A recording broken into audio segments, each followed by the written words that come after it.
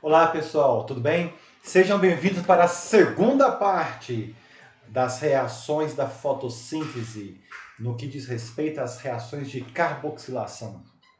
Então, na aula passada, não, porque a aula passada foi a parte 1, né? Mas na aula anterior à passada, a gente viu as reações luminosas, vocês se lembram, né? Então a gente falou ontem. Para ter gravado essa aula ontem, mas acabou que surgiu alguns imprevistos. Estou gravando a segunda parte hoje. Mas de qualquer forma, eu estou gravando essa aula para vocês aqui. Nós vamos dar continuidade às reações de carboxilação que acontecem no estroma. Vocês lembram, né? Da parte 1 que vocês assistiram aí. E agora nós vamos continuar na parte número 2. Lembrando que na parte número 1 nós falamos do ciclo de Calvin-Benson, né, que é o ciclo das plantas C3. Não passa caminhão, vocês conseguem ouvir? Nossa, que atrapalha. Mas enfim. Aí as plantas C3, né, que nós comentamos que o primeiro carbono estável, a primeira molécula de carbono estável é o gliceraldeído 3-fosfato, né? Por isso que ela possui essa molécula no ciclo de Calvin-Benson, ela possui 3 átomos de carbono no seu corpo, no seu esqueleto. Então essa molécula de gliceraldeído 3-fosfato, né, que ela vai ser utilizada lá para síntese de amido e de sacarose. Daqui a pouco a gente fala mais sobre isso hoje ainda. Né? Então, só fazendo essa breve recapitulação, e nós falamos do ciclo em si, né? Que é o ciclo onde a Robisco, né? Eu falei que é da importância dela. E aí nós comentamos também que a Robisco ela tem aquela função de carboxilação, que seria a fixação de dióxido de carbono, e também tem a função de oxidação, quando ela degrada a ribose no 5-bifosfato. Né? E aí a gente viu que isso não era tão desejável, mas que era inevitável. Eu sou inevitável, né? Então, acontecia, mas apesar disso, ela tinha essa função biológica também por promover a produção de intermediários para outros ciclos que a gente viu na aula de ontem, ok? Então vamos continuar então a aula, né? Porque a gente viu que a Rubisco ela é meio esquisitona, né? Sei lá, se é esquisita, se é safadinha, se é malandra, sei lá qual é o problema dela, né? Então vamos pegar um outro exemplo. Imagina o seguinte, que a Rubisco é uma pessoa que ela gosta de beber água, mas também gosta de tomar um refri, né? Um refrigerante, né?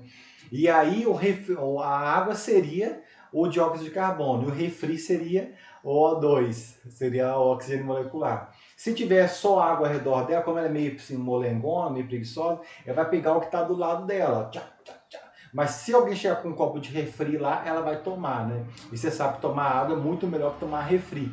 Né? Então, nesse caso, a fotossíntese é muito melhor do que a fotorrespiração, pelo menos no que diz respeito à formação das moléculas posteriores de carboidrato, né? E aí, o que aconteceu? Aconteceu que há mais ou menos, né, alguns estudos dizem que mais ou menos em torno de 350 milhões de anos atrás, né, quando a atmosfera da Terra começou a mudar, porque anteriormente, né, com o surgimento das primeiras algas e primeiros micro-organismos, depois algumas plantas, né, mais tarde, aproximadamente, né, pessoal, isso daí é um bico, né, que o pessoal faz, que certeza ninguém sabe, né, tem a marcação de carbono 14, tem estudo de fósforo, mas certeza absoluta ninguém sabe, né, temos cálculos aproximados que quase 1,2 bilhões de anos atrás surgiram as primeiras algas, aí depois as plantas, né? E aí começou a aumentar a quantidade de produção de oxigênio devido à fotossíntese, né? Pegava-se o dióxido de carbono, que era a atmosfera bem primitiva lá, né? Quando foi formado o planeta Terra, e alguns bilhões de anos depois, tinha muita quantidade de dióxido de carbono na atmosfera. E quando foram surgindo aqueles primeiros organismos fotossintetizantes, essa proporção de dióxido de carbono começou a reduzir bastante e aumentar a de oxigênio, né, onde chegamos hoje na quantidade de aproximadamente aí, em torno de 21% de oxigênio na nossa atmosfera, e uma concentração de dióxido de carbono bem menor, né, em torno de 0,04%, né, em torno disso. Então a gente percebe que houve essa alteração em torno de 350 milhões de anos. E essa alteração nessa atmosfera, onde a quantidade de dióxido de carbono reduziu drasticamente e a de oxigênio aumentou drasticamente, O que você acha que aconteceu? Fala que é danada. O que a danada da Rubis começou a fazer? Começou a oxidar mais, né? Aquela reação de oxidação. Então, ela tem muitas reações de oxidação. Você acha que do ponto de vista de desenvolvimento das plantas, né, ela reduziu a sua fotossíntese líquida, né? Então, portanto, surgiram mecanismos, né, para que aumentassem a fixação desse dióxido de carbono da atmosfera em níveis menores, né? E segundo esses estudos relatam, foram basicamente dois mecanismos que surgiram nessa época. Primeiro seria a fixação fotossintética do carbono via C4, então conhecido como as plantas C4, e o metabolismo ácido das crassuláceas, que seriam conhecidas como as plantas CAN, né?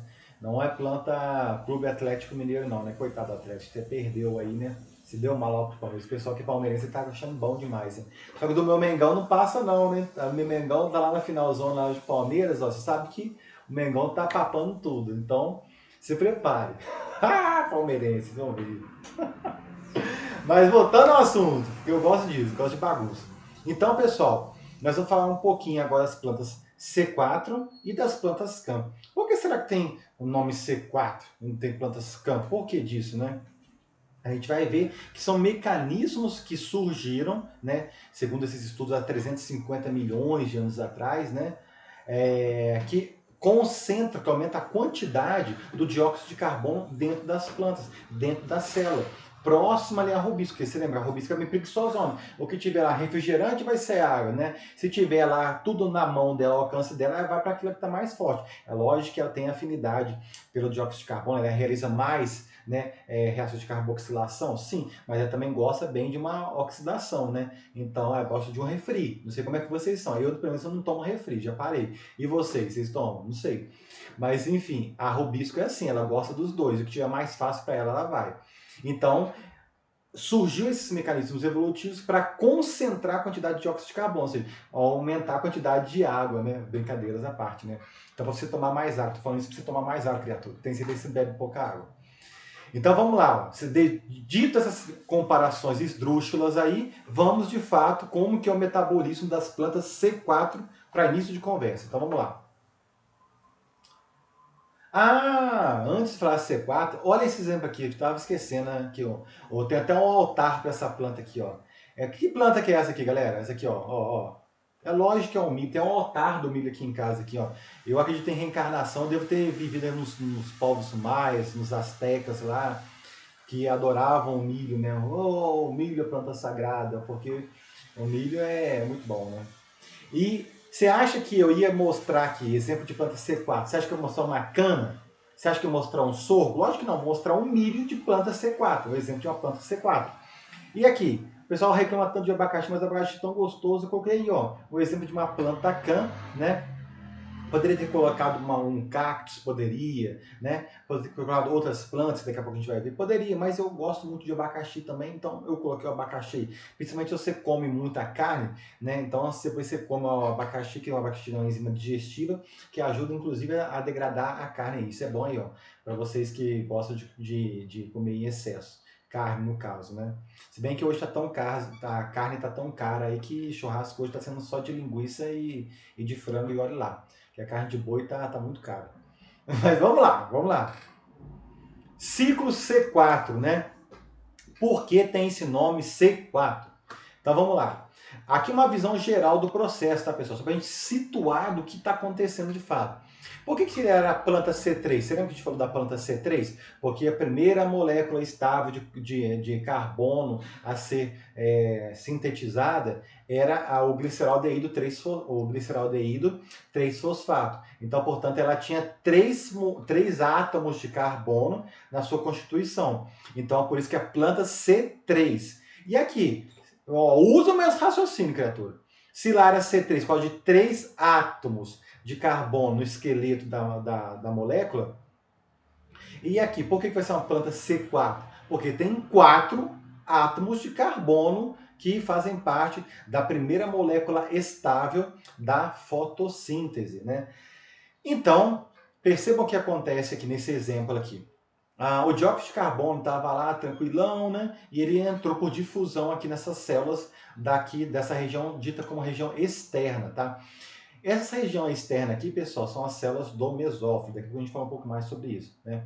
E aí, esse dióxido de carbono, ele entra, né, dentro dessas células do mesófilo, né, que seria essa região mais externa, e aí, lá dentro, né, da célula, a anidrase carbônica, ela vai unir molécula de água junto com o dióxido de carbono e vai formar no meio aquoso, né, naquele meio lá, que é dentro do citosol, vai formar o bicarbonato. E esse íon, né, ele vai reagir com uma molécula denominada fosfoenolpiruvato. O fosfoenolpiruvato, né, para os íntimos, é chamado de PEP, né, o apelido dele. É o PEP, não sei o que, mas tudo bem, é o PEP. E é uma molécula de 3 carbonos, né? Então, raciocine, se tem um dióxido de carbono aqui, um carbono, né? Aqui, ó, um dióxido de carbono, na verdade, isso que é o bicarbonato. No bicarbonato tem uma molécula, um átomo de carbono. E aí, um de carbono aqui, mais 3 aqui, vai formar, olha aqui, ó, C4. O malato, que é uma molécula química, com 4 carbonos no seu esqueleto, né? Mas, assim como tinha uma enzima fundamental lá na fase do ciclo Calvin-Benson, que era a fase de carboxilação, tínhamos a robisco. Aqui no ciclo C4, essa enzima ela é fundamental para que esse ciclo acontecesse, né? Que é o ciclo C4, que é justamente a pepcase, né? Pepcase. Por que pepcase? Lembra do fosfenolpiruvato que o apelido dele é PEP? Então, aqui é pepcase, case de carboxilase.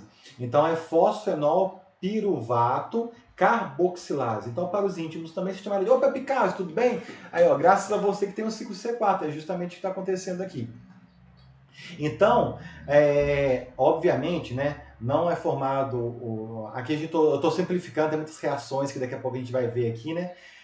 A pepcase é formada pela primeira molécula, vai ser oxalacetato. Só que o oxalacetato, ele não é uma molécula que fica de boa ali. Então vai vir uma outra reação para formar malato ou aspartato. Nesse esqueminha aqui, a gente está vendo só o malato. Então está bem simplificado isso aqui, só para vocês terem uma noção do processo como um todo, tá? Não tilta não, não estressa não, tá? Porque senão você não vai entender não. E aí, o que vai acontecer? Essa é a primeira etapa. Na segunda etapa, que eu percebo o seguinte, esse malato, ele vai vir aqui, né, para outra região, passando obviamente por essa barreira de difusão. O que é essa barreira de difusão aqui, amor? Tá vendo aqui, ó, aqui é a parede celular mais a membrana. Então tem a membrana celular, né, dessas células aqui da região externa, as membranas celulares dessas células da região interna. Essas aqui são as células da bainha do feixe vascular, tá? E além disso também tem a parede celular. Então essa região de difusão, essa barreira, perdão, de difusão, é justamente essa somatória dessas duas paredes celulares mais as membranas de cada célula, tá? Então, vencida essa barreira, o malato entra dentro dessas células da bainha do feixe vascular, tá bom? Mas aqui nesse esqueminha tem uma coisinha errada que está no livro, né? Depois que eu fui ver, mas o livro é muito bom, mas tem alguns detalhezinhos. Vocês lembram que nos gráficos passados tinham alguns errinhos lá? E aqui também tem algumas coisas que eu andei consertando. Aqui eu não consertei porque eu não manjo dessas partes gráficas, mas vou te falar. Então você anota no seu caderno, porque se cair na prova, depois não vem de chororô. Esse malato aqui, nesse esquema, o malato, ele sofre a enzima da enzima NADP-málica. Essa enzima NADP-málica, ela não fica na mitocôndria, ela está dentro do cloroplasto. Então, aonde está escrito mitocôndria aqui, ó, deveríamos, o autor aqui do livro, os autores, deveriam ter pintado aqui, ó, de verdinho, tá vendo? Porque o verdinho é cloroplasto. Então, anota aí, criatura, ó. Aqui é cloroplasto, tá vendo? Cloroplasto, não é mitocôndria. Anotou? Então tá bom. E aí o malato ele vai ser descarboxilado. O que é descarboxilado? Lembra? Carboxilar ganha carbono. Descarboxilar perde carbono. É o contrário um do outro, né? Então se o malato ele descarboxilou, porque era uma molécula com 4 carbonos, perdeu uma, né? Porque virou dióxido de carbono, vai vir para cá, e se tornou o piruvato. O piruvato, então, ele retorna para as células externas, que é a célula do mesófilo, né? E aí depois ele é substrato da enzima piruvato fosfodiquinase, e dessa forma ele regenera o fosfenolpiruvato, tá? Que é o PEP, que vai ser utilizado novamente nesse ciclo aí, tá? Daqui a pouco eu vou explicar esses ciclos, tá? Essas etapas aqui, tá, pessoal? Fase 1, 2, 3, 4 e 5. Só estou dando uma visão geral só para vocês entenderem. Então perceba qual que é a mãe aqui da planta C4 aqui. Lembra desse dióxido de carbono aqui, ó, que ele foi, o malato foi descarboxilado, então esse dióxido de carbono ficou aqui, ó, mais pertinho lá da rubisco, né? Então tá aumentando a concentração de dióxido de carbono. A rubisco vai ficar sem opção. Vai falar assim, ó, eu até que gosto de um refri, mas só tem água, então vai só usar o dióxido de carbono. Então ela vai aumentar a sua atividade carboxilase, porque só tem ou a grande concentração de dióxido de carbono ali. Então vai aumentar tanta concentração ali que ela vai ficar sem opção. Ah, vou fazer só a reação de carboxilação. Entendeu? Então essa que é a grande sacada da planta C4. Ela vai aumentar a concentração de dióxido de carbono ao redor da rubisco. Então, a rubisco, por falta de opção, vai aumentar, como consequência, as reações de carboxilação. Essa que é a grande sacada. E aí, né, vai formar aqui o ciclo de Calvin-Benson, a gente já viu na parte 1, né, não vou ficar falando aqui de novo para vocês, e é o gliceraldeído 3-fosfato será utilizado para mais tarde formar os carboidratos. Tá bom, pessoal? Então, visto isso aqui é uma visão geral do processo, e agora vamos entrar nesses detalhezinhos aí agora, vamos lá. Ó, então, os pesquisadores, né, os fisiologistas, ao estudar essas plantas C4, eles perceberam uma anatomia meio que diferenciada, anatomia denominada crans. Crans vem do alemão, que significa grinalda, né? Então é grinalda ou coroa, né? Por quê? Porque aqui, olha o formato aqui, ó. Daqui a pouco a gente vai ver sobre isso. Então, olha que perceba aqui, ó, na figura A, né? Essas células do mesófilo são aquela região externa, lembra? O lado mais externo. Aqui, então, portanto, tem umas membranas plasmáticas, né? E aí, perceba o que está acontecendo. Esse dióxido de carbono aqui, está vindo da atmosfera, ele vai ser fixado, vocês se lembram, né? Naquele exemplo nosso era o malato, né? Esse malato está indo lá para as regiões mais internas, né? Mais próximo do feixe vascular, do tecido vascular, que nesse caso é o floema, que está, porque a sacarose ela vai para o floema, né? E essas regiões que estão circundando o feixe vascular, né, os tecidos vasculares, é denominada célula da bainha do feixe vascular, como eu já havia dito. Então, olha aqui, ó, como fica mais fácil de ver nesse corte que foi feito aqui dessa lâmina. Tá percebendo aqui essa região aqui, ó? Aqui essa região e essa região mais interna. Então essa região mais interna aqui são os feixes vasculares, estão aqui o xilema e o floema, né? Essa parte mais aqui, ó, que seria a parte denominada as células da bainha do feixe vascular, que é justamente essa região aqui. E a parte mais externa, que seria circundando aqui, são as células do mesófilo, né? Então, como está descrito aqui, lado externo, a região mais externa, seria aqui, ó, mais externo, tá vendo? Fica nessa região externa são as células do mesófilo. A parte mais próxima dos feixes vasculares são as células da bainha do feixe vascular. E aqui estão o xilema e o floema, né? Então, a sacarose, né, se for realizada a transformação do citosol do gliceraldeído 3-fosfato no citosol, né, vai acontecer uma série de reações químicas em que será sintetizado a sacarose, e essa sacarose irá para todas as demais partes da célula, né? Ok? Então a anatomia crans seria isso, tá bom, pessoal? Grinalda, do alemão. Então, aqueles estágios que a gente mostrou lá para o número 1 até o número 5, né? Vamos ver o que está escrito lá naquelas etapas lá. Olha aqui, ó. Na etapa número 1, perceba o que acontece na etapa número 1. O dióxido de carbono ele vem da atmosfera, né? Então a anidrase carbônica, como já havíamos comentado, vai unir a molécula de água aqui dentro, né? Junto com o dióxido de carbono.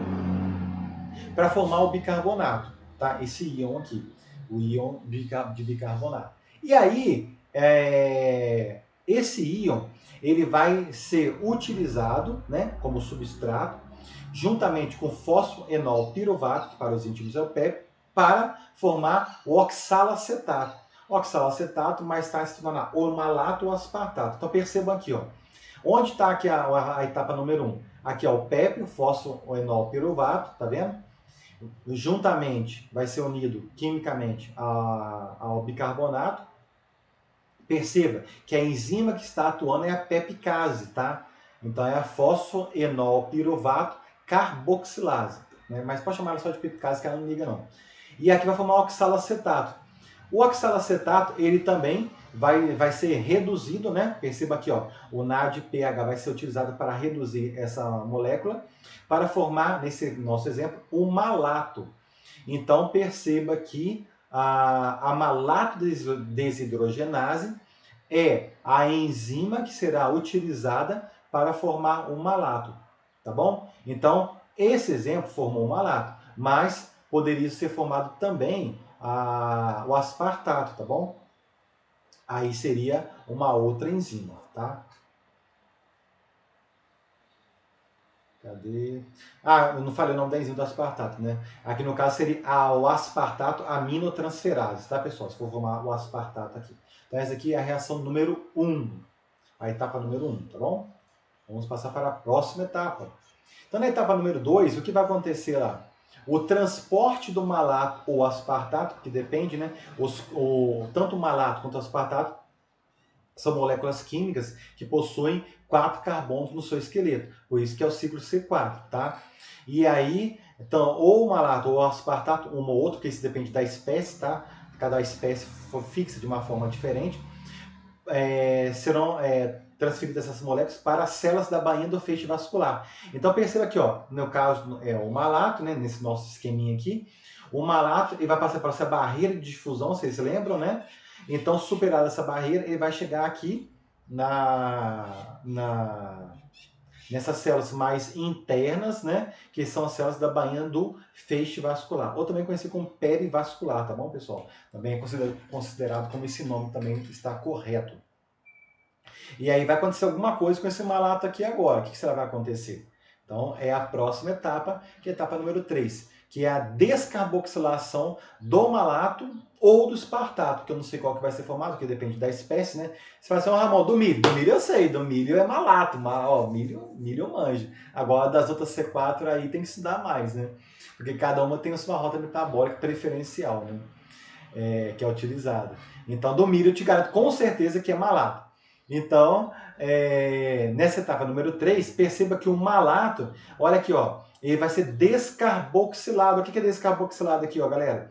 Perdeu o carbono na forma de dióxido de carbono. E esse dióxido de carbono, ele vai chegar lá pertinho da rubisco, lá e a rubisco, opa, que beleza, tá cheio de dióxido de carbono aqui e eu vou fixá-lo, porque se lembra que a rubisco gosta de facilidade. Se tiver muitas moléculas do lado dela, vai pegar o que está mais fácil ali. Então, aumentou, dessa forma, você aumenta a concentração de dióxido de carbono ao redor, próximo ali da rubisco, né? Então, a enzima que converte, que descarboxila, né, o malato, nesse caso aqui, né, porque por ele estar dentro do cloroplasto, né, é a enzima málica, é a enzima málica NADP, tá? Mas também pode ser chamada de enzima NADP málica, tá? Também pode ser chamada assim. E aí percebam que após esse malato ter perdido um átomo de carbono, né, porque foi descarboxilado, ele tinha 4 carbonos, você lembra? Então, como perdeu um, tornou-se uma molécula química com 3. 1, 2, 3. E qual é o nome dessa molécula aqui? É o piruvato. Então, o piruvato vai ser a próxima etapa que nós vamos ver agora que vai acontecer aí, tá bom? Então, estamos na fase de descarboxilação. Tá.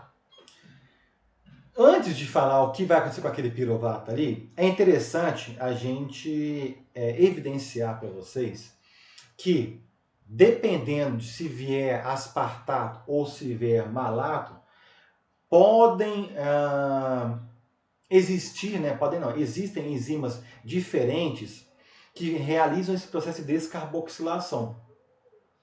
E elas ficam em locais específicos dentro dessas células da bainha do feixe vascular. Então vamos lá, vamos com calma. Se vier o malato, ele vai entrar dentro do cloroplasto, né? E a enzima que vai ser utilizada aqui, essa enzima aqui, número 1 aqui, que vai ser utilizada para descarboxilar, é a enzima málica dependente de NAD, ou de NADP, né? Então, também é conhecido como enzima NADP málica, tá bom? Então, essa enzima, ela está dentro de onde? Do cloroplasto, ouviu? Cloroplasto.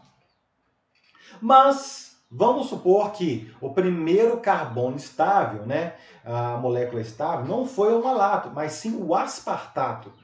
E aí esse aspartato ele vai para aquelas células da bainha do feixe vascular e entra lá dentro da mitocôndria, né? E aí lá dentro da mitocôndria ele volta a ser o ácido, o oxalacetato, né? E aí torna-se um malato. Dessa forma, essa enzima que vai atuar aqui, ó, para transformar o malato em piruvato, nesse número 2 aqui, é justamente a enzima málica dependente de NAD, ou também a enzima NAD málica, ok? E onde que essa enzima fica aqui, ó? Lá na mitocôndria. Tá vendo que está lá na mitocôndria? Beleza.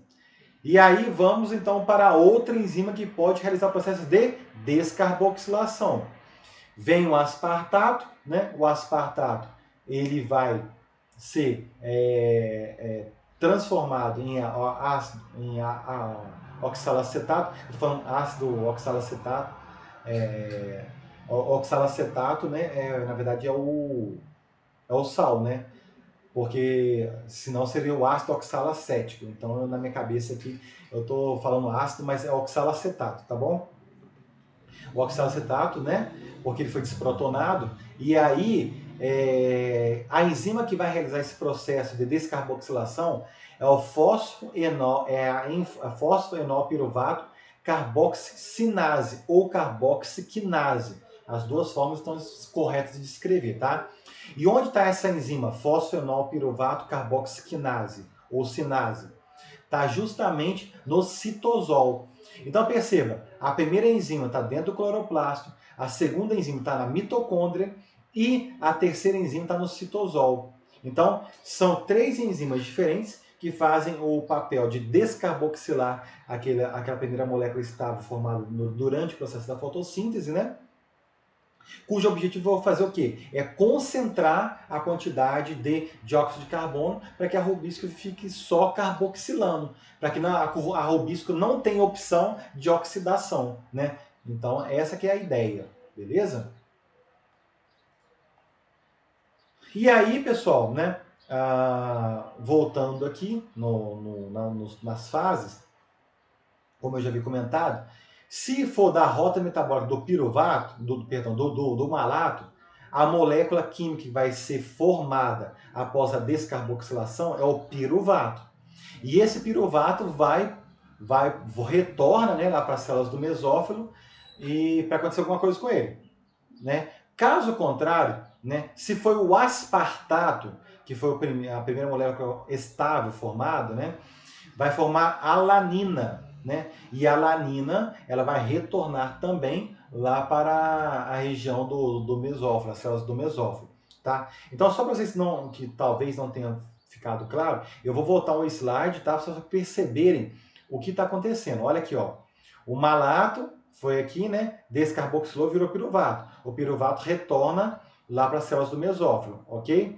Agora aqui, ó, o aspartato, né? Aí o aspartato vem e depois transforma-se em alanina e a alanina que retorna, tá bom?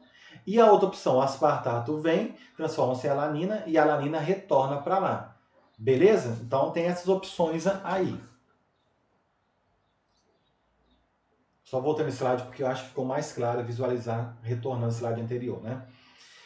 E nesse nosso exemplo, que é o exemplo do milhão, né, o milho, né, ele é formar o piruvato, e o piruvato retorna para a célula do mesófilo. Só que isso é a próxima etapa, né? Porque vai acontecer alguma coisa com o piruvato, e a gente vai ver agora o que vai acontecer com esse piruvato, que é estágio número 5. Olha ali, ó. Vai ter que regenerar a PEP. Por que se não regenerar a PEP aí, né? Porque se não regenerar essa molécula, como que vai continuar o ciclo das plantas C4?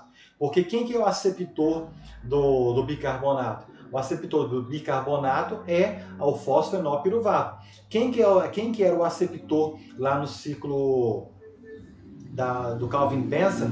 Quem que era o aceptor? Era a ribulose 1,5-bifosfato. Então, lembra, cada ciclo tem um aceptor diferente, tá bom?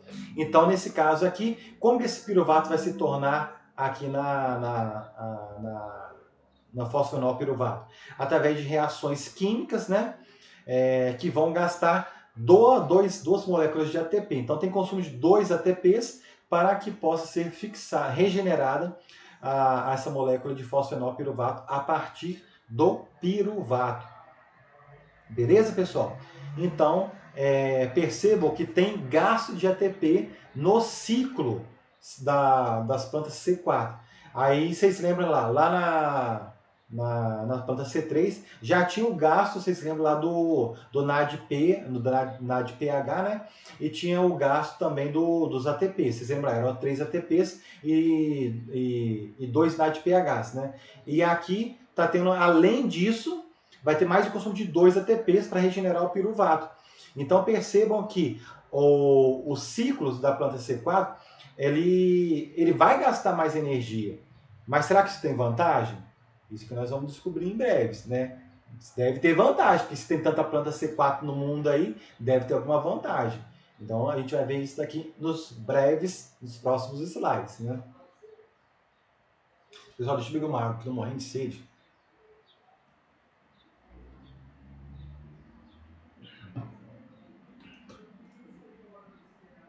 Então, o que a gente percebe aí?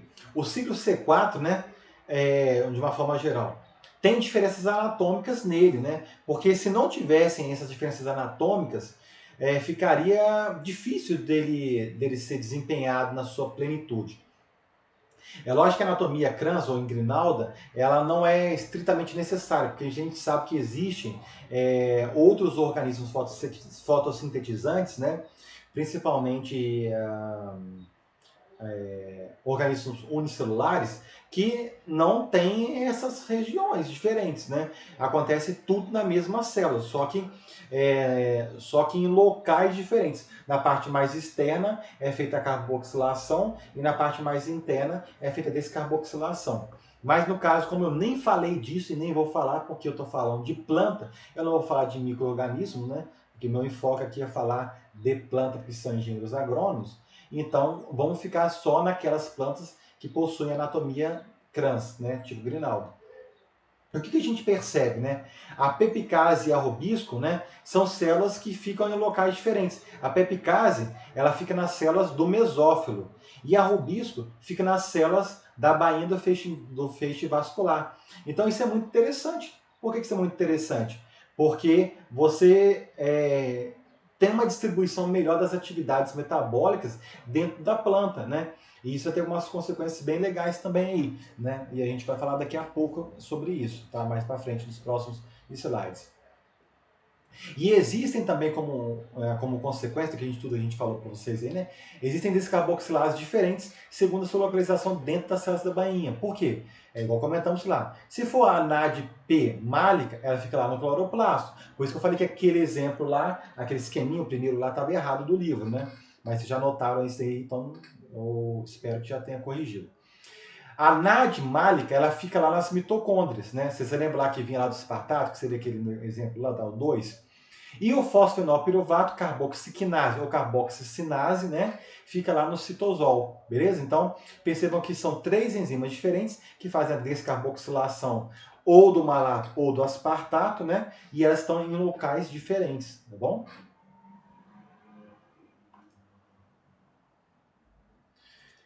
Então a gente percebe que as plantas C4, elas têm um comportamento diferente quando comparadas às plantas C3, principalmente em regiões de climas quentes, né, e secos.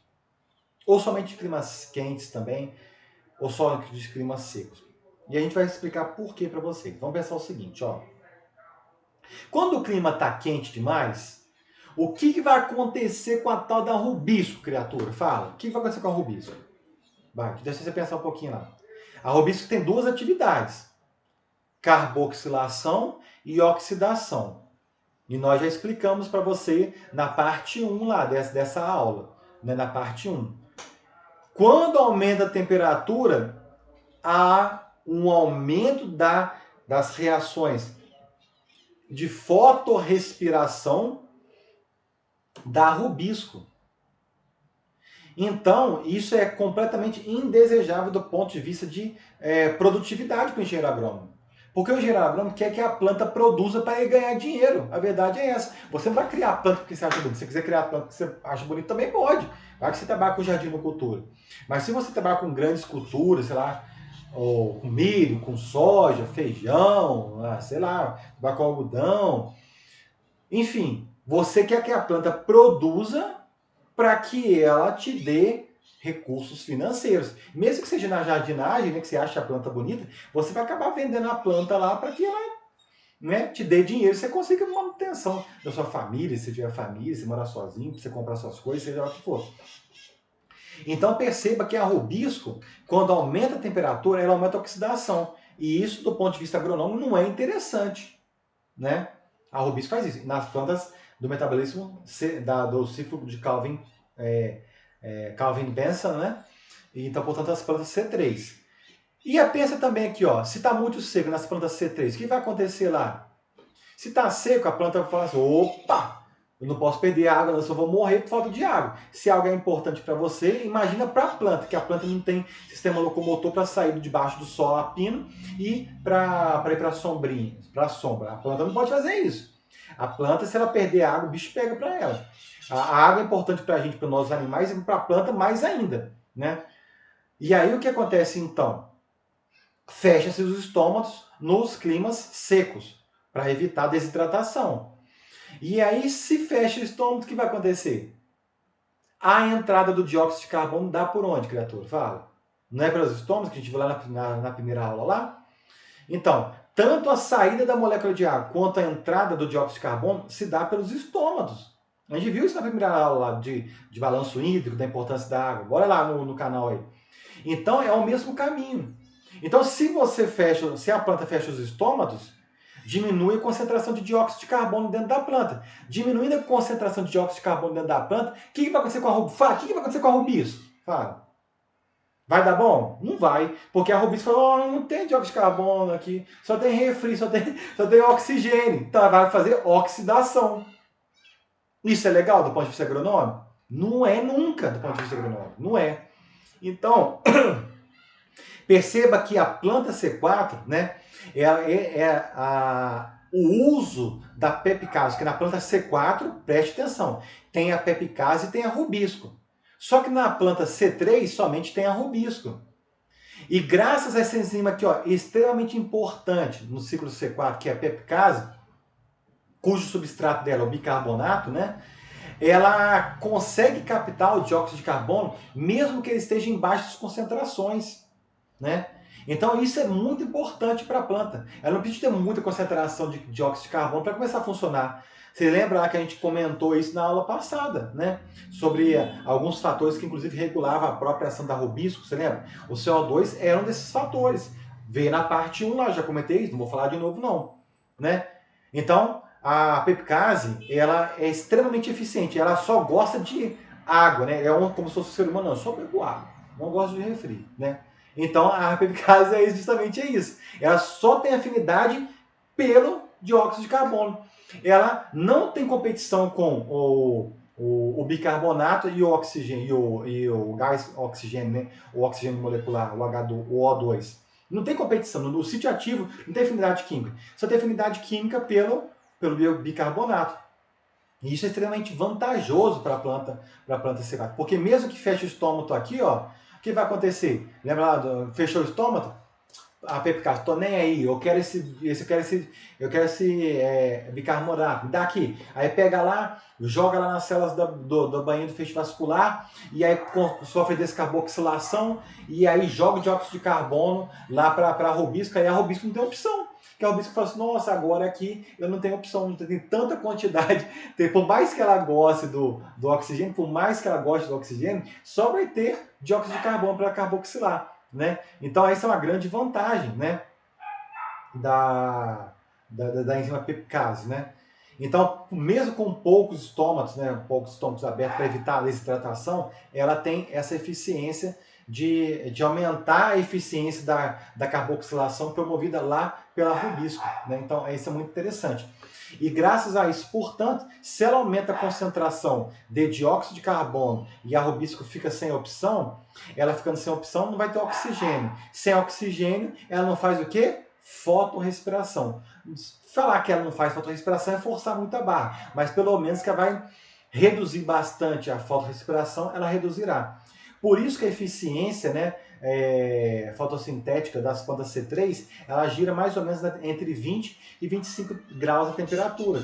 Já as plantas C4 giram em torno de 25 a 35. Isso aqui é muito importante porque, pessoal, se vocês olharem de uma forma geral, tá? Não é lógico que, olhando de uma forma geral, a distribuição de plantas C4 e as plantas C3 no planeta, as plantas C4, elas preferem, né?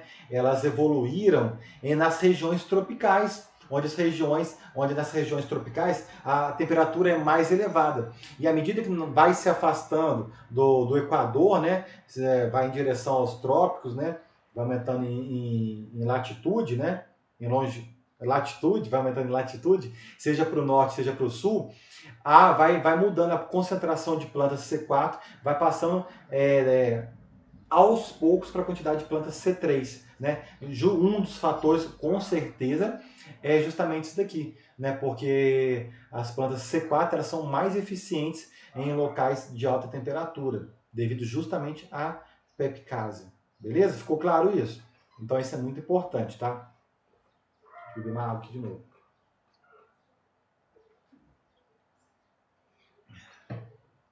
Continuando. Então agora eu vou dar um salto, né? Vou pegar um gancho rapidinho do capítulo 9 desse livro, que a gente sabe o roteiro da nossa disciplina é esse livro aqui. Eu sempre erro na hora da câmera, né? Então eu vou dar um salto rapidinho no capítulo 9, porque tem algumas informações interessantes lá de comparação, né, das plantas C3, né, que realizam somente o ciclo das pentoses, e as plantas C4, que realizam a carboxilação via pepicase, e ainda tem o ciclo de Calvin, né? E aí vamos lá então. Perceba que a fotossíntese líquida, tá? E a concentração, em função da concentração do dióxido de carbono. Vamos começar nesse gráfico primeiro aqui. Olha aqui, galera, que a gente falou. As plantas C4, elas precisam de muito pouca concentração de CO2 para que elas sejam eficientes na assimilação do mesmo. Então ela precisa de muito pouca concentração. Olha aqui, ó, a concentração aqui baixíssima. E olha como é que a eficiência dela é uma coisa espantosa. Ao passo que a planta C3 ela já precisa de uma maior concentração de CO2 para que comece a trabalhar. Né? Então isso tudo está relacionado a quê? A pepicase. A pepicase ela já pega aquela baixa concentração do bicarbonato, já joga lá para o ferro. Ô, Rubens, vamos trabalhar aí, ó. Já tô te dando aqui na mãozinha aqui já. Então é como se fosse um garçom. A pepicase está entregando lá na mão da rubisco. Então a rubisco, falta de opção, ela vai só carboxilar. Então perceba que a afinidade química da pepicase é tão grande pelo CO2 que pequenas concentrações de dióxido de carbono já são suficientes para elevar vertiginosamente, né, a fotossíntese, né? A fotossíntese líquida, a assimilação líquida de dióxido de carbono. Ah, mas o que é esse negócio aqui de ponto de compensação de dióxido de carbono, né? Ponto de compensação do CO2. Esses pontos aqui, pessoal, diz respeito, né, ao ponto em que a assimilação do dióxido de carbono através da fotossíntese é igual ao processo de respiração. Porque vocês lembram que a respiração, ela libera o dióxido de carbono. A fotossíntese, ela assimila o dióxido de carbono. Lembra disso, né? Então, o que seria esse ponto aqui? São os pontos em que a assimilação de carbono ela é igual à liberação de carbono. A assimilação de carbono, fotossíntese. Liberação de carbono, nesse caso aqui, é respiração. Respiração do que? Amanhã a planta respira igual a gente? Não, não, meu filho, você já aprendeu lá na bioquímica. Respiração o quê? Mitocondrial. A respiração que acontece lá na mitocôndria, né? Onde tem a liberação do CO2. Então, olha aqui, ó, perceba que nesses pontos aqui, esse ponto primeiro aqui, que é da espécie C4, pequenas concentrações do dióxido de carbono são necessárias para que já se iguale esse ponto, né? Que seria o ponto de compensação, onde a quantidade produzida, a quantidade assimilada é igual à quantidade liberada. Ao passo que na C3, não. A C3 ela necessita de uma maior concentração de dióxido de carbono para que a assimilação seja igual à perda, né? Então você pode ver que aqui, ó, aqui a assimilação é zero, porque o que está sendo assimilado é igual ao que está sendo perdido. Então, por isso que está aqui na altura, no eixo das ordenadas, é igual a zero, né? Então, tá percebendo isso daqui, né?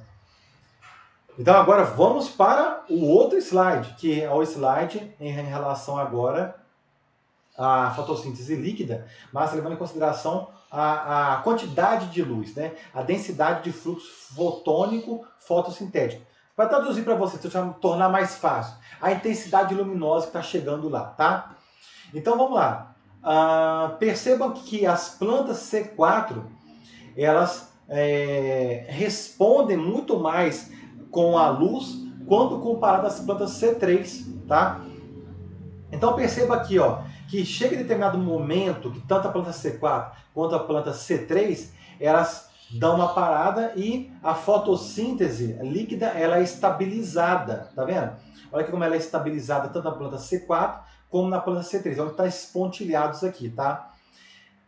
Quando chega nesse ponto aqui, pessoal, tanto nesse ponto aqui quanto nesse ponto, seja na planta C4 ou planta C3, né, tanto faz, nesse ponto aqui já está estável, você pode ver aqui, ó, que não aumenta mais a fotossíntese líquida, né, ou a assimilação fotossintética de CO2, esse ponto é o ponto de saturação luminosa, ou conhecido também como produtividade quântica máxima.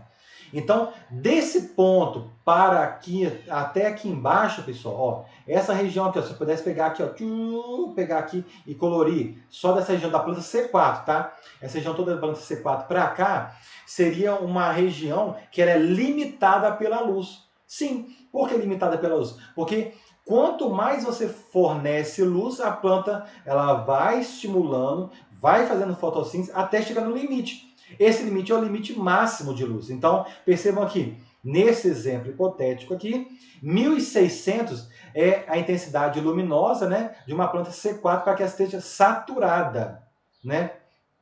Então, daqui para lá, igual comentamos, é a intensidade da luz que limita a fotossíntese, ok?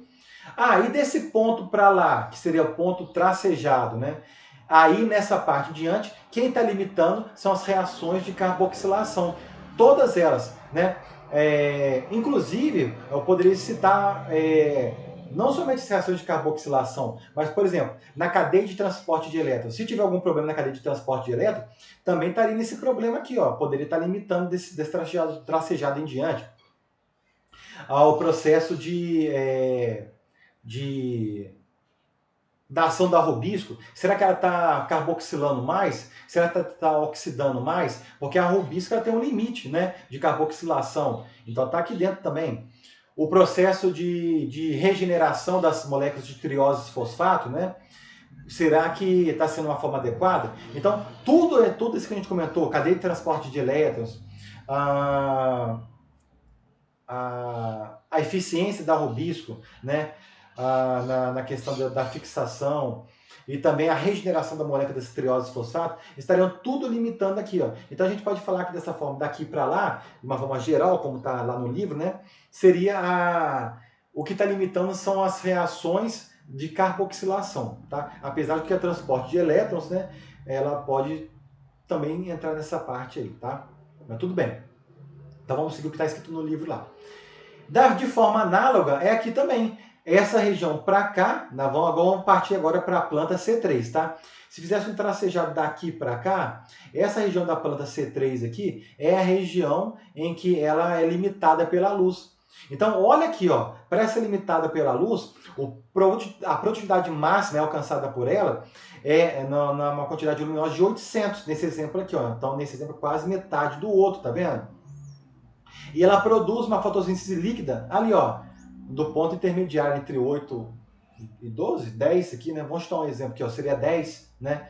E aqui, enquanto na outra está sendo 28. Então perceba que a planta C4, ela gosta de luz. Você manda a luz para o bichão lá, ela vai responder. Fica muito fácil entender, criatura, é o seguinte, olha o milho. O milho, quanto mais luz tem para ele lá, ele adora a luz, ele vai desenvolver com uma facilidade tremenda. Agora, se em dias em que essas plantas de milho são submetidas à ausência de luz, dias nublados, vários dias nublados em sequência, a assimilação desse dióxido de carbono da atmosfera vai ser comprometido.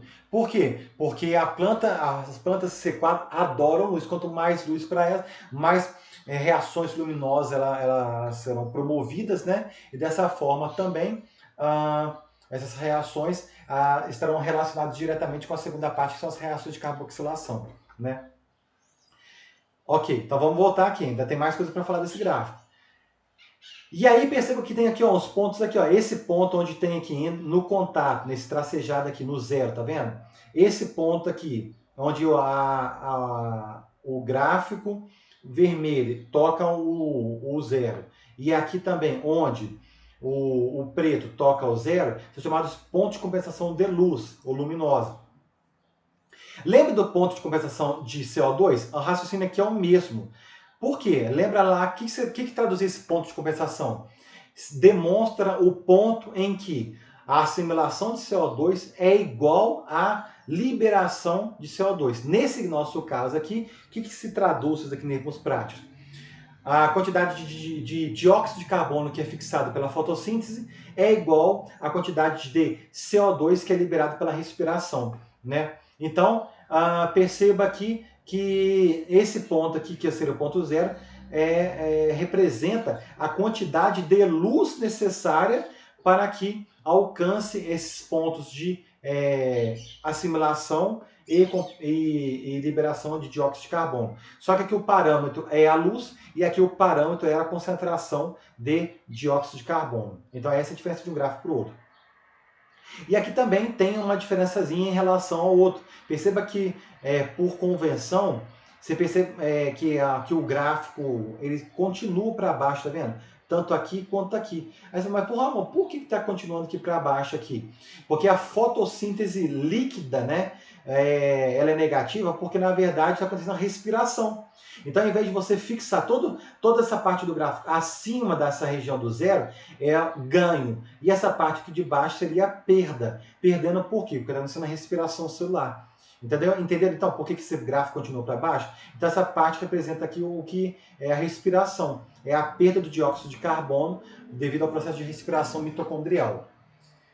Bem, então eu acho que eu respondi tudo isso dos gráficos aqui, tá? Vamos continuar para o próximo gráfico. De comparação de uma planta C3 para uma planta C4. Dando esse outro exemplo aqui, ó, vamos continuar com a fotossíntese líquida, né? Tá aqui, com a assimilação de CO2, mas agora em função da temperatura foliar. Percebam que, olha que um detalhe interessante. Nesse exemplo, como a temperatura está influenciando aqui? Olha aqui, galera, que interessante, ó.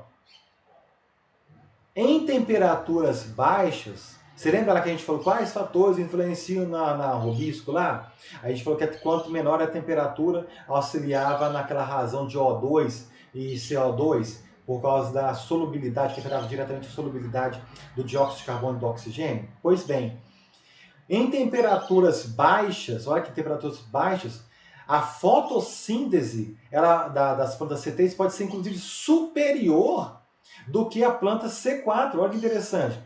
Porque em temperaturas baixas, o ciclo de Calvin-Benson, principalmente no que diz respeito a robisco, ela fica de certa forma saturada pelo dióxido de carbono devido à solubilização do mesmo próximo da robisco. Mas à medida que você vai aumentando a temperatura, lembre-se que a gente comentou, você vai aumentando a disponibilidade em maior proporção do oxigênio. Então, nesse momento que tem mais quantidade de moléculas de O2 para a robisco trabalhar, ela começa a fazer um processo de quê? Olha que vai cair, ó, a fotossíntese líquida aqui, ó, caindo, ó. Caiu. Por quê? Porque aumenta a oxidação. As moléculas de ribulose 1,5-bisfosfato começam a ser oxidadas. E além disso, obviamente, né, também tem o ponto ideal de funcionamento da robisco em termos de temperatura, né? Porque isso tudo interfere à medida que você aumenta a temperatura. E aqui, diferentemente da planta, que é a planta C4, percebam, olha aqui, em temperaturas baixas, a assimilação fotossintética líquida é menor. Aí você fala, mas Ramon, como assim menor? Não estou entendendo. Aí você não lembra? Lembra que a gente comentou que nas plantas C4, ela vai gastar 2 ATPs a mais para a regeneração do piruvato? A gente não comentou isso? Pois bem. Então olha aqui, ó, o preju aqui daqueles 2 piruvatos aqui, ó. Mas a partir da temperatura aqui, ó, próxima aqui de 30 graus, nesse exemplo, né? Aí o saldo já começa a ser positivo, porque a robisco começa a oxidar tanto que faz aquela rota alternativa lá da fotorrespiração. E para tentar salvar aquelas moléculas do 2-fosfoglicolato, lembre-se que tem gasto de quê? De duas moléculas de ATP, tem gasto de ferredoxina. Vocês lembram lá? Então olha aqui o preju aqui, ó, refletindo aqui, ó. Lembra da aula passada que a gente comentou? Para tentar salvar aquelas moléculas de 2-fosfoglicolato, tá aqui o preju aqui, ó, devido à fotorrespiração.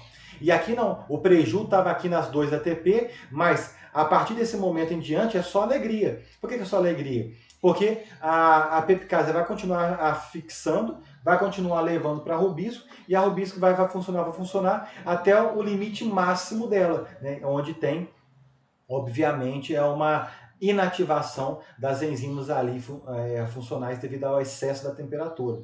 Entenderam então, pessoal, essas diferenças nesse gráfico?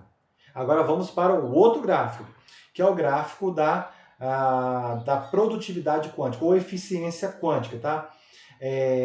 Em função da temperatura. Então vamos lá. Então esse aqui é a quantidade de dióxido de carbono em função do quanto recebido, da energia que recebeu lá. Perceba que aqui, olha o que está acontecendo. A eficiência da planta C4, ela vai ser a mesma em termos de eficiência, tá, pessoal? Ela vai ser a mesma independente da temperatura, seja de 15 graus ou de 35 graus. Por quê? Porque esse sistema vai ter sempre o gasto de 5 ATPs, né, no processo como um todo. Você lembra lá que tinha o gasto de 3 ATPs, mais 2 na de pH para cada dióxido de carbono. Você lembra que a gente falou lá? E como acontece no caso da peptidase, para a regeneração tudo mais do piruvato depois, gasta mais 2 ATPs. Então, ao total, vai gastar 5 ATPs, independente se faz temperatura elevada ou não. Então, a eficiência dela é a mesma. A eficiência não vai ser alterada. Agora, a eficiência da planta C3, ela cai com o passar da temperatura, porque como aqui, você lembra aqui, ó, aqui a temperatura elevada, a temperatura mais baixa, ela favorece a ação da robisco. Como vai aumentando a temperatura, olha o que vai acontecendo aqui, ó. Olha o que vai acontecendo. Vai caindo, né? Vai caindo a eficiência. Por que vai caindo a eficiência? Porque nós comentamos aqui nesse gráfico aqui. Devido à fotorrespiração. Então, a fotorrespiração, para salvar aquelas moléculas do 2-fosfoglicolato, você vai ter que gastar mais ATPs e isso vai diminuindo a eficiência das plantas C3. Ok, pessoal? Vamos tentar agilizar aqui. Já deu 1 hora de aula. Eu achei que ia ser mais rápido. Mas tudo bem, então vamos finalizar essa planta de C4. Eu acho que eu tentei conseguir, né, pegar um gancho do capítulo 9 ali nesses gráficos e tentei mesclar aí essas diferenças daí, tá? Para vocês entenderem a planta C3 e a planta C4. Agora vamos passar um pouco para a planta CAM, tá? Nas plantas CAM, pessoal, eu só consegui fazer uma ressalva aqui rapidinho que eu não falei, lembrei disso aqui agora. Vou voltar aqui, sem desculpa. Esse comportamento que vocês estão percebendo da planta C4 e da planta C3, eles funcionam também para as plantas que estão adaptadas ao sol e as plantas adaptadas à sombra, tá? O comportamento é bem semelhante em termos de gráfico, tá? Estou chamando a atenção aqui agora, isso aqui que eu lembrei, porque essas plantas, poderia colocar também que plantas adaptadas em pleno sol e plantas adaptadas à sombra. Por que eu lembrei disso aqui, eu achei importante falar?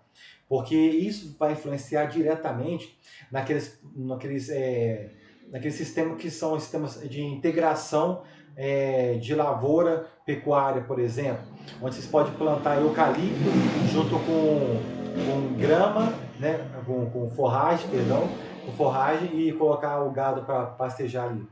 Percebam que é uma integração interessante, mas à medida que o eucalipto vai crescendo, ele vai causando sombreamento nas plantas ali. E se for uma planta C4, ela vai sofrer demais com esse sombreamento, né?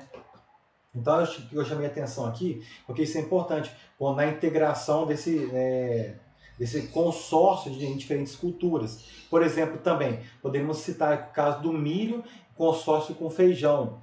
Então, o milho consorciado com feijão, você percebe que o milho ele cresce muito mais rápido que o feijão, porque por ele ser uma planta C4, ele tem uma eficiência maior, olha que a eficiência fotossintética dele é maior, né? Então ele cresce mais rápido, ele vai promover um certo tipo de sombreamento ali no feijão? Sim, mas esse sombreamento não é tão danoso devido à própria limitação que as plantas C3 têm. Então eu quis chamar a atenção aqui, né, do comportamento tanto da planta em pleno sol ou planta em sombra, porque tem essa questão do consórcio de culturas, né, da planta do milho, a planta do milho com a planta C4 e o feijão com a planta C3, mas também pode ser utilizado esse conhecimento no sistema de integração lavoura-pecuária. Né? Quando você planta, por exemplo, eucalipto, e depois você planta, quando o eucalipto não está muito grande, você utiliza forragem, né? E aí, se for uma planta C4 ali embaixo, quando o eucalipto estiver grande, vai sofrer bastante. Agora, se for uma planta C3, ela não sofre tanto com sombreamento. Então, esse conhecimento também é importante nessa aplicação lá na parte fitotécnica que vocês vão aprender nas culturas mais para frente, tá? Então, você desculpe que eu lembrei disso aqui agora, eu acho interessante porque eu lembrei disso lá na parte fitotécnica, que vocês vão aprender lá na parte aplicada da agronomia. Então, agora posso falar das plantas CAM. Então, metabolismo ácido das crassuláceas. Por que metabolismo ácido das crassuláceas? Porque esse metabolismo, pessoal, ele foi identificado em plantas das crassuláceas, né? Crassuláceas. Então, primeiramente ele foi identificado nesse tipo de planta, mas agora sabe que existem outras várias famílias. Por exemplo, a gente está vendo algumas espécies diferentes aqui, como a pitaia, por exemplo, nós temos o sisal aqui, né? E nós estamos usando as orquídeas. Então, qual que é a grande sacada, né, das plantas CAM em relação às outras, que é a C3 e a C4? Ela captura não somente o CO2 atmosférico, mas também ela consegue, de uma certa forma, recuperar o dióxido de carbono que foi respirado. Lembra da respiração mitocondrial? Então, ela vai conseguir recuperar aqui. Como que se dá esse processo? Vamos lá, bem rapidão ainda. Então, lembre-se, esse metabolismo ele acontece de uma forma geral em plantas que habitam ambientes áridos. O que é um ambiente árido, pessoal? Pensa no deserto, um ambiente muito quente e muito seco. Né? Então, as plantas nessas condições, elas tendem a perder muita água. Mas as plantas CAM não, porque as plantas CAM desenvolveram mecanismos para minimizar essa perda de água. Por exemplo, cutículas mais espessas, a baixa razão superfície e volume. Olha, por exemplo, um cactus. Cadê a área foliada, que negócio ali? Não tem área foliada, né?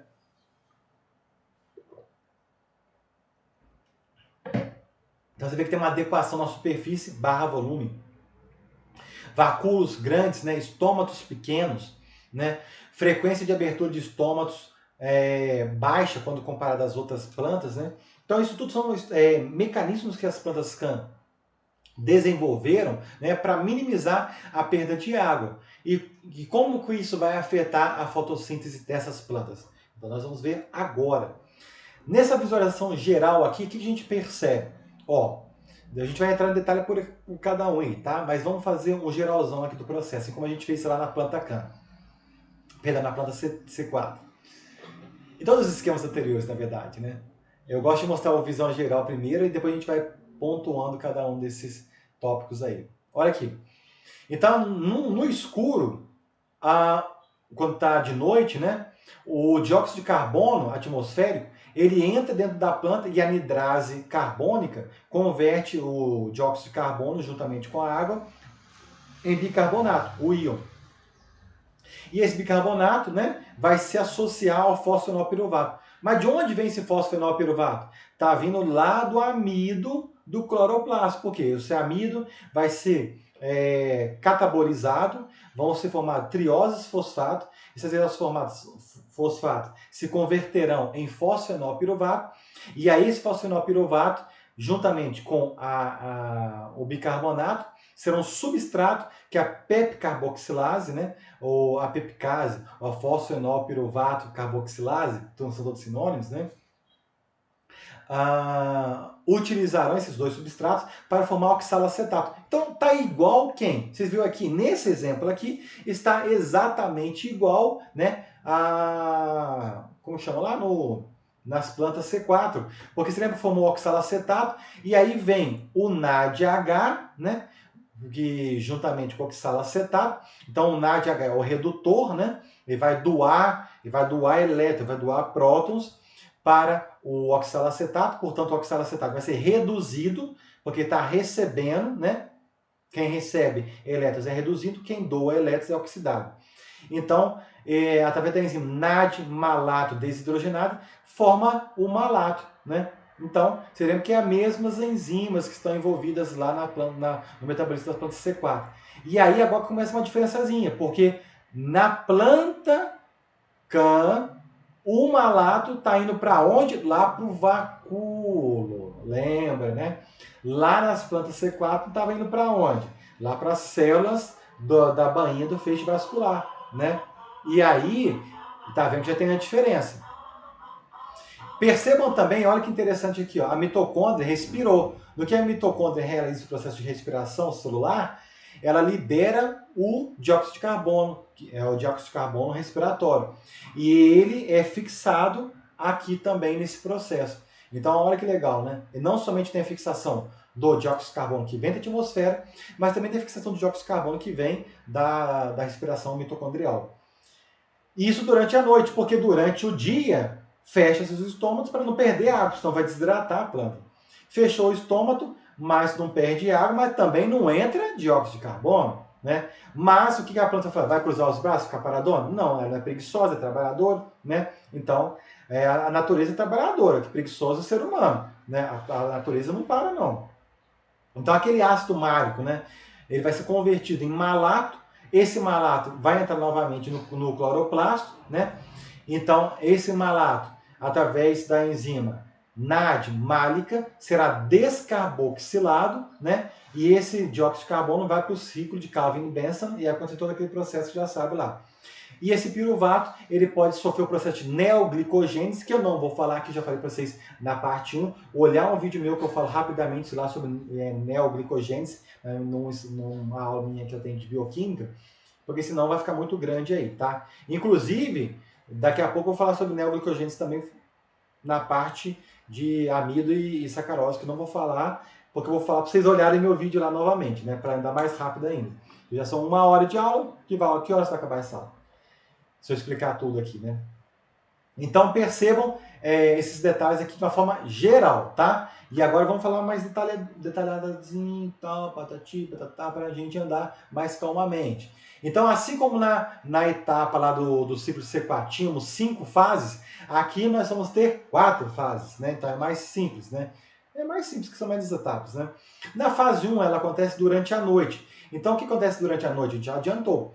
a abertura dos estômagos, né? Então, o dióxido de carbono, tanto atmosférico quanto respiratório, vão ser fixados, né, pela anidrase carbônica e vai formar o bicarbonato. Bicarbonato mais salcinol piruvato, através da enzima da pepicase, forma oxalacetato. Beleza? Então, aqui, pessoal, muito melzinho na chupeta, porque isso aqui você está cansado de entender. Você entendeu lá o ciclo C4? Então, isso aqui para você é de boa. A única coisa que está acrescentando aqui é que lá no C4, lembra que não vinha esse dióxido de carbono aqui, respiratório, não estava lá.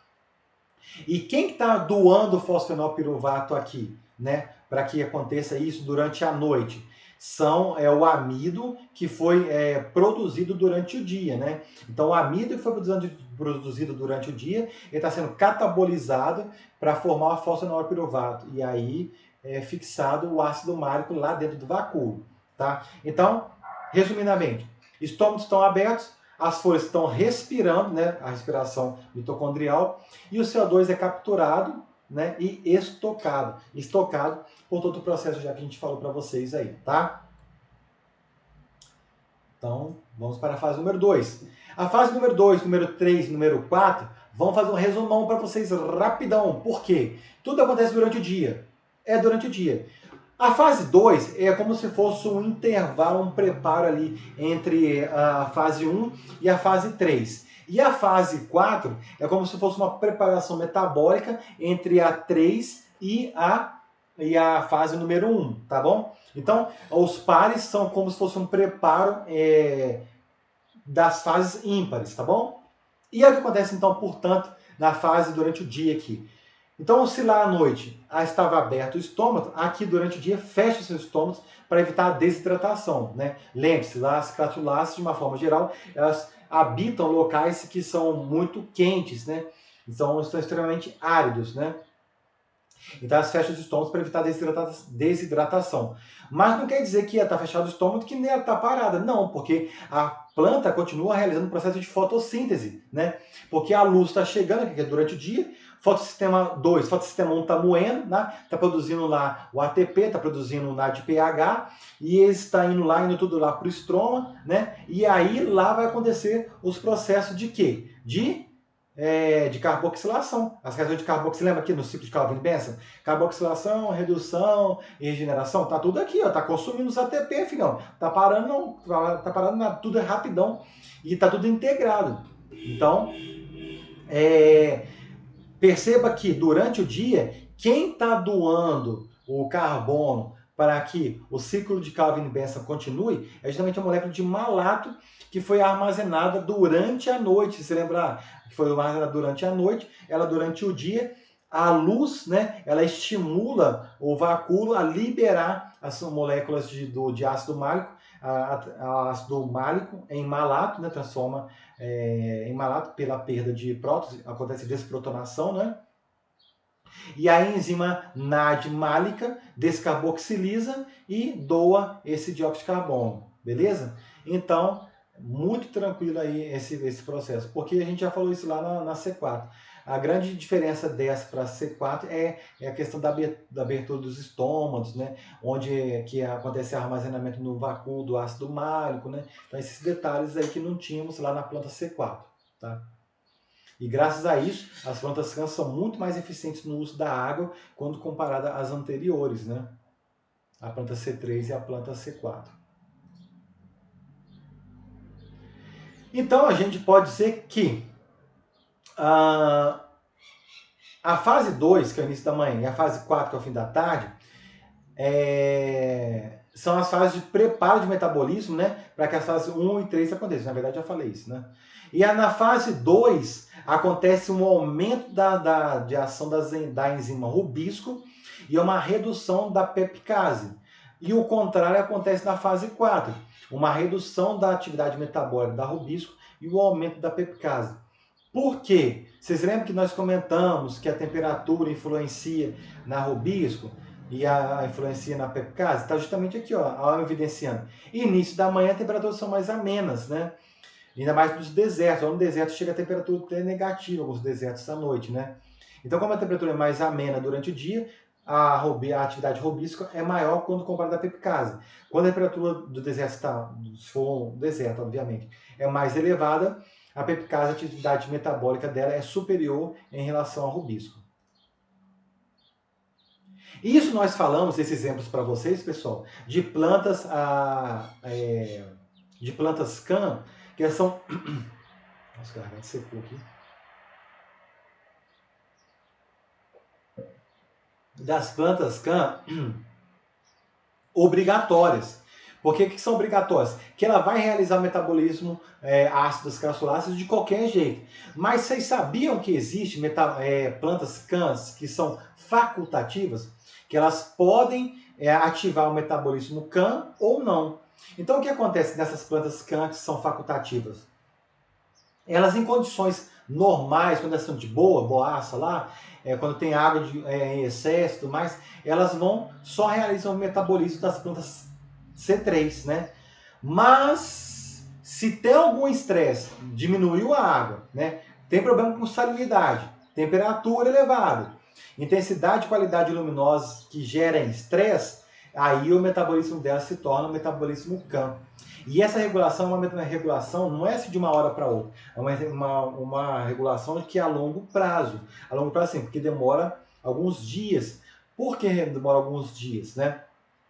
Porque ela está relacionada com a expressão de genes de metabolismo ácidas crassuláceas, né? Porque estão relacionados com genes ao estresse.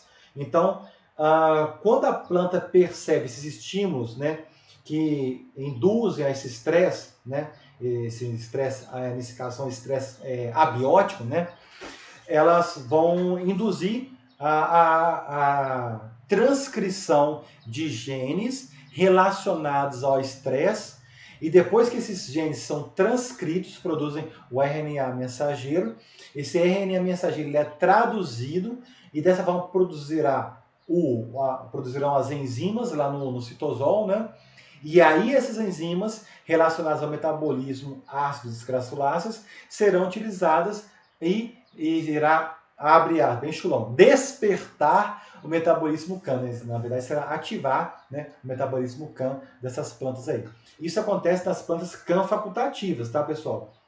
Porque quando a planta CAN é obrigatória, tudo aquilo que nós falamos anteriormente é o que funciona. Beleza? Finalizando, graças a Deus, 1h17 de aula, né?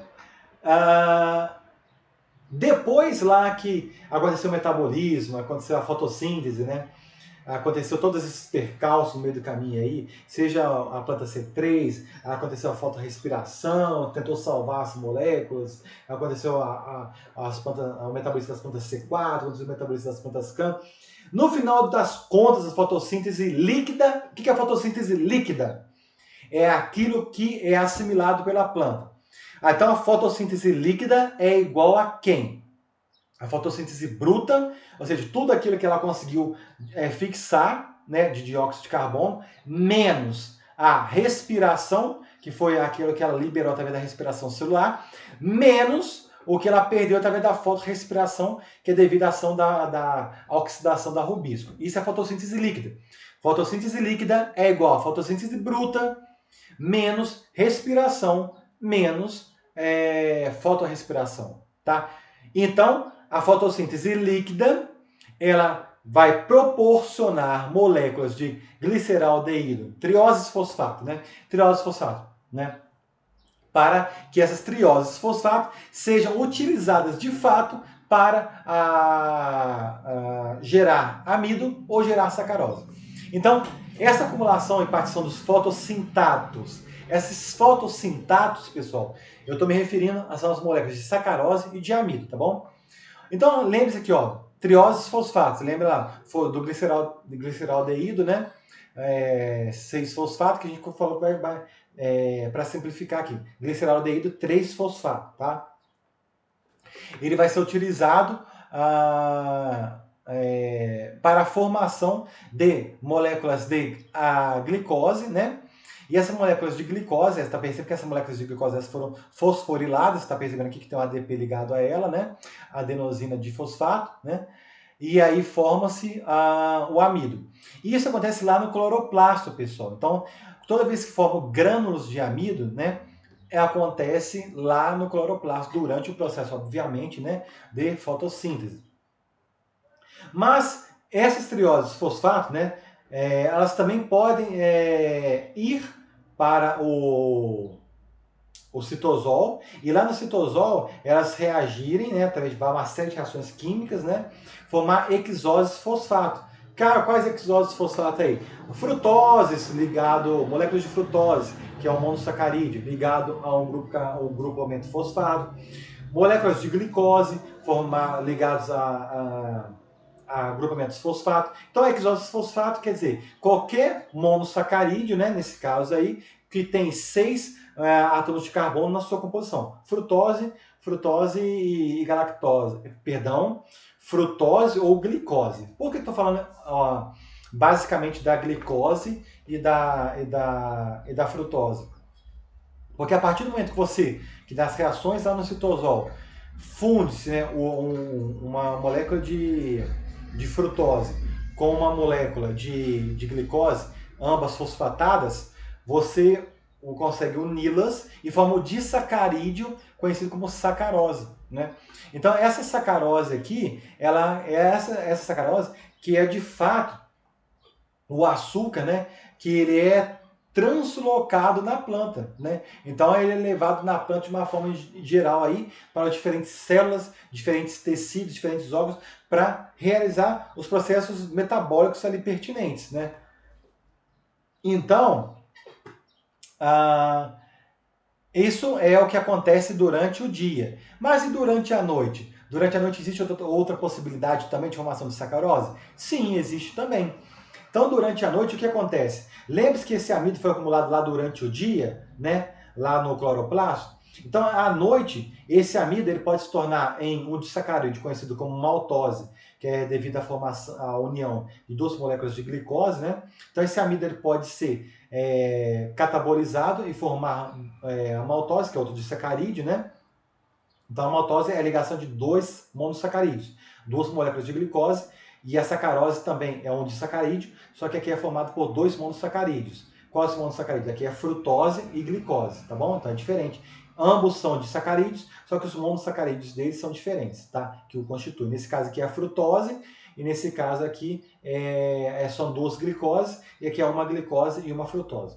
Então, aconteceu aqui o catabolismo desse amido, né? E esse amido aqui, ele vai para o citosol, né? Essa molécula de glicose, né? Elas vão lá para o citosol, transformam-se em hexoses fosfato. Essas hexoses fosfato vão ser convertidas em sacarose, e essa sacarose vai lá para o floema. Indo para o floema, vai cada um para um destino. Pode ir para raízes, para os caules, pode ir para os grãos, para os tubérculos, né? Então, se for para o grão, para os tubérculos, né, vai ter a função de armazenamento de carboidratos. Agora, para raiz e caules, por exemplo, né, elas podem desempenhar um processo de crescimento. Então, percebam que, basicamente, tudo se resume à formação das trioses fosfato. As trioses fosfato são unidas entre si para formar hexoses fosfato, e essas hexoses fosfatos elas podem ser utilizadas para a formação da sacarose. Ou as trioses fosfatos podem ser unidas para formar glicose, uma hexose, né? E essa ADP glicose podem ser unidas para formar moléculas de amido, tá? Então, basicamente, são esses direcionamentos que essas trioses fosfatos podem seguir, tá? Pessoal, então eu resumi, porque eu não quis falar disso aqui de novo, porque ali, ó, tá dando 1h23 de vídeo. Se eu fosse explicar isso aqui, as reações químicas de novo, ia ficar muito cansativo para mim e para vocês. Já dá quase 1h30 de vídeo também. Então, para mim já tá bom aqui, você sabendo o que vai ser formado e para onde vai ser direcionado, tá bom? Então, por hoje é só, né? E aí, lembre-se que essa aqui é a parte número 2. Então, para a próxima aula, vocês deverão fazer o resumo, tanto da parte 1 quanto da parte 2, e me entregar para contar como presença, tá? Para esse dia aqui. Beleza? Ficou claro? Então, qualquer dúvida, vocês façam o favor de entrar em contato comigo, tá? Seja através do Virtual If, seja através do que vocês acharem mais fácil, e-mail e tal. E, no mais, agradeço a presença de vocês aí, a paciência de vocês, e até a próxima aula. Fique com Deus. Tchau, tchau.